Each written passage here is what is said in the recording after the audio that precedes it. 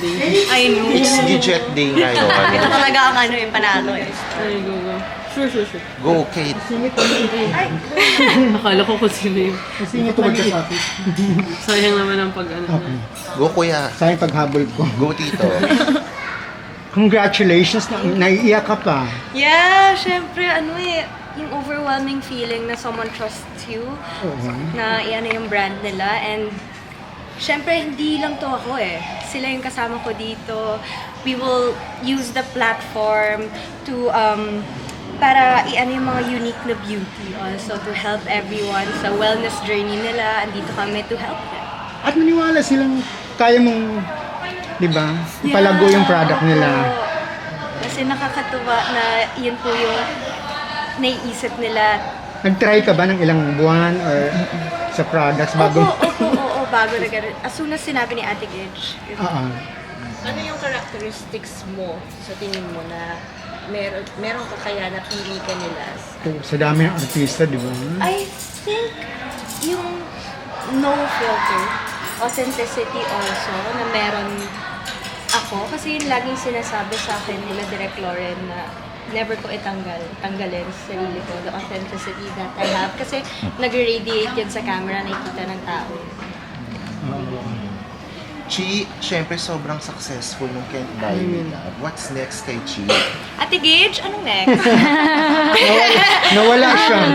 Ayun. Well, we have ASAP. Syempre, ASAP muna. And then, pahinga muna konti. And then, may mga, sabi ni Ate Gidget, may mga naka-line up. So, Ano lang thoughts mo sa sobrang successful ng Can't Buy Me Love? Na hanggang ngayon, may sepangs pa rin yung mga fans mo. nakakatawa kasi hindi lang kami nandito sa journey na to eh. Pati yung mga nanonood. Alam mo yung feeling na pati sila, dinidecode nila lahat ng kung sinong... Ultimo ako. Like, kasi may NDA, di ba? So, wala talaga kaming alam. And nakakatawa kasi nga, andito kami sa journey para hanapin ko sinong pumatay kay Miss Divine. So, kay Auntie Divine. So, I'm just really happy and grateful sa overwhelming support na binibigay ng tao sa Can't Buy Me Love hanggang ngayon na napapanood pa rin sa Netflix. Ang ganda ng career mo. Love life mo din. Love life. First din ba ng glow yan? I think it's Sana- part of the glow. Sana all. Kumusta na kayo? Sa love life. We're really happy and keeping things low-key. Syempre, first time ko din na, syempre, we know naman na he's already Jay Cuenca, but to think na parang nire-respeto niya yung gusto ko mangyari, yung time. Syempre, I just don't want to be Jay Cuenca's someone or significant other. So, he's very respectful sa aspect na yan, and I'm really happy. Ano pinag-usapan niyo? Sa estado niyo? May mga hangganan, ganyan. Ano ba dapat ang pwedeng isa publiko? Well, usual pa rin kung ano yung private life, yeah. It's not a secret eh. So, I'm just keeping it private para hindi na maraming taong magme-meddle din. Happy ka? Yes, really happy with everything, my career, my love life, my family. I'm just really happy. My management, lahat, with skincare. I'm just really happy lahat sa blessings na binibigay. And andito po kayo ngayon. Salamat dahil part po kayo ng journey na. Thank you. May joke kan sa Bini kasi di ba parang sabay-sabay sila.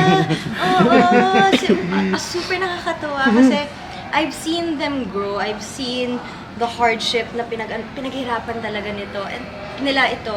So, ako yung parang proud ate for them kasi finally may platform ng P-pop and na yung kultura natin.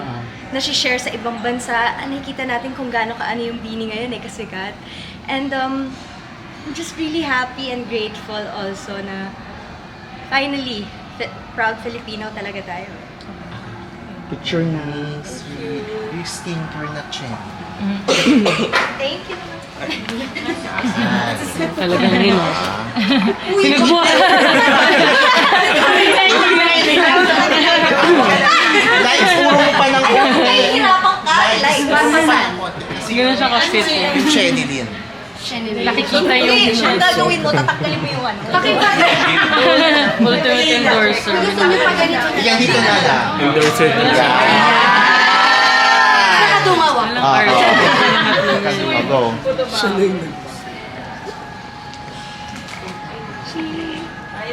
Dito, be.